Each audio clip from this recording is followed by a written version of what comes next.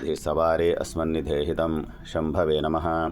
नमस्ते अस्तु भुवन विश्वेश्वराय महादेवाय त्र्यंबकादिभ्रांतकात्रिकाग्निकालाय कालाग्निरुद्राय नीलकंठाय मृत्युंजयाय सर्वेश्वराय सदाशिवाय शंकराय श्रीमन्महादेवाय नमः।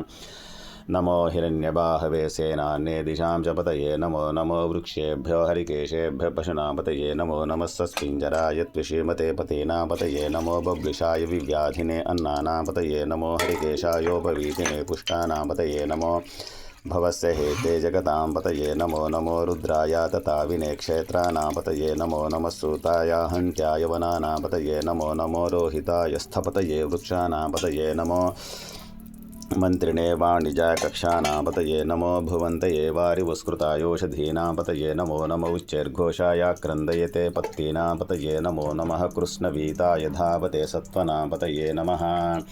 नमः सहमानाय निव्याधिन आव्याधिनीनापतये नमो नमः ककुभाय निषङ्गिने स्तेनानापतये नमो नमो निषङ्गिनिषिधिमते